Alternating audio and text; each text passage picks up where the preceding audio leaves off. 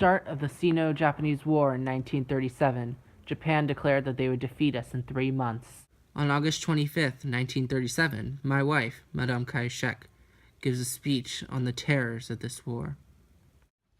The terrible ruthlessness of the onslaughts being made in various parts of China, where the Japanese army and navy seek to secure dominance, is exemplified in the monstrous destruction of life and property proceeding in Shanghai, which is horrifying. China is fighting for her own soil, for the defense of her hearts, home, and her honor. Just any self-respecting nation has the right and duty to do so, and she's not afraid. Japan may be organizing a fighting machine, but China has found her own soul and will defend her people and her rights. House of Representatives. Here, American-educated Madam Chiang Kai-Shek, called the most powerful woman in the world, addresses the elected representatives of the American people. You, as representatives of the American people, have before you the glorious opportunity of carrying on the pioneer work of your ancestors beyond the frontiers of physical and geographical limitations. You have today before you the immeasurably greater opportunity to implement these same ideals and to help bring about the liberation of man's spirit in every part of the world.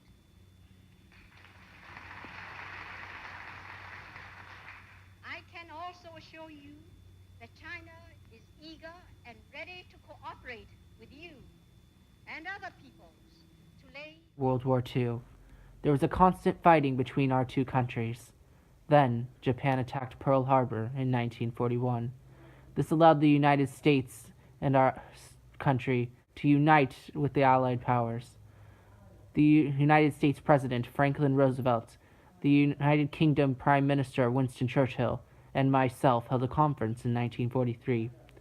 We created a declaration specifying that all territories Japan had stolen from us, such as Manchuria, Taiwan, and Penghu, shall be restored to the Republic. This gave us back power of the land. In 1945, Japanese Emperor Hirohito surrendered to the Allies. This led to a celebration in our country. 今天敌军已被我们盟邦共同打倒了，我们当然要严密执行他总是提出所有的投降条件。这我们并不要报复，更不可对铁国无辜人民加以侮辱。我们只有对他们为他的逆日勇不所愚弄、所屈不而表示怜悯，使他们自不于错误的与罪恶。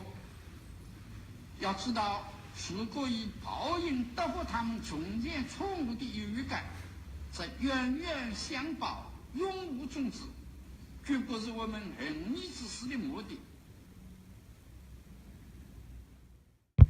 Our joy would not last forever, though. Shortly after our glorious victory, Mao Zedong organized a group of dishonorable communists in an attempt to set up a new government destined to lead to the suffering of the Chinese people. We used our armed forces to fight back for 4 years, but the side of evil had attracted too many people to fight against us. I knew that the situation was bleak, so I called a meeting amongst my most trusted generals to find a way out from our cornering in the capital. The Red Armies have cornered us. We have very few options left. Men, what do we do? We need ideas now! They're breathing down our necks. Mao Zedong has captured many cities, like Beijing. Chiang Kai-Shek, have we lost all hope? Any brighter ideas? How many soldiers do we have left? How many lives have we lost? Our men are resilient. They'll fight for the honor of the Kuomintang. They'll understand how critical the war is. It's time to be free. We are left with our last resort. Generalissimo! We have to retreat. It's time to go to Taiwan. This is the best choice for our people. We cannot stay here and let communism infect our people who know it's evil. I guess we have no other choice. They've already taken control of most of China. From there in Taiwan, I know we'll be safe.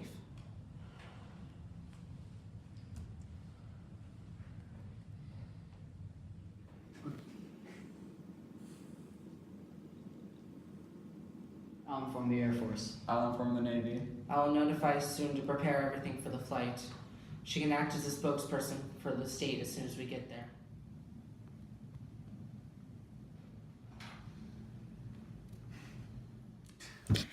We have lost the Chinese Civil War, leaving communism victorious within China in 1949. We, the Kuomintang, fled to Taiwan. We fled to Taiwan from China by masses in boats, and some took refuge in air travel. Approximately 2 million of us took refuge in Taiwan, escaping the impending communism. My husband led his people to Taiwan, being a leader for a new nation. Even after his heinous takeover, Mao Zedong refused to give us time to reorganize our society. On October 25, 1949, the Communists sent over 19,000 troops to Taiwan in an attempt to force our complete surrender. However, we had planned for such a scenario. As their army approached Guningtao, we had already placed over 7,000 landmines in the ground and had over 200 bunkers prepared for the battle. We were completely prepared, something which seemed to surprise our ignorant rivals. We claimed victory 2 days later and provided a much-needed beacon of hope to the people of Taiwan. 1 year later, the generals and I had planned for an invasion of mainland China to reunite our people once again. However, we were the ones unprepared in this conflict.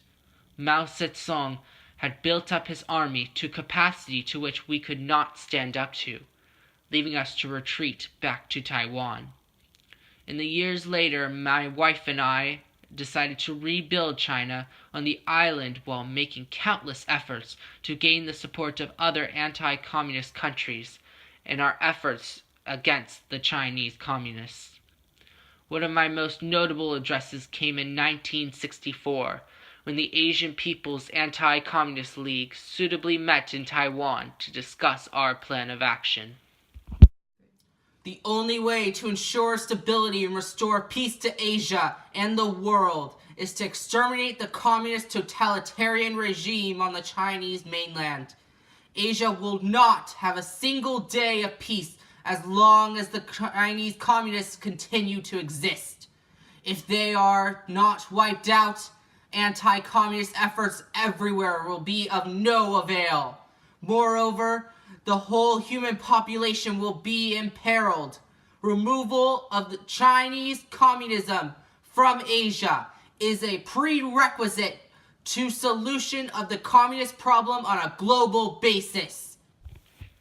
This speech proved to resonate with my fellow delegates and helped to unite us throughout the Cold War. We stayed strong through the decades and watched as many ideas came into fruition and multiple victories were achieved in the anti-communist push.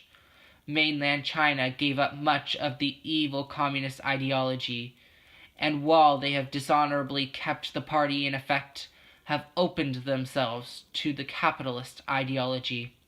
This gives us hope now, as a nation, that we will one day reunite our people once again under our nationalist government. Our people have its own constitution and run a democracy, with democratically elected leaders. Approximately 300,000 active troops are in its armed force. With us and China, there has been tension since the split. The People's Republic of China has been trying to get Taiwan to publicly join them once again. They proposed a one country, two systems, in which Taiwan refused. The current president of Taiwan, Tsai Ing-wen, is the first woman to be elected for office in Taiwan. She has publicly stated how Taiwan is independent from China. 在一次用行动告诉世界，作为一群民主人与自由人，我们有坚定的信念，去捍卫民主自由的生活方式。 While we deal with our bitter rivalry with our aggressive enemy and with the complexity of international issues, we must, as should all nations, remember how we are united as humans. We must remember that we are all acting in our best intentions, no matter where we come from or what color our skin is, except if it's orange. This must be understood, or peace may never be achieved on this wonderful earth we share together.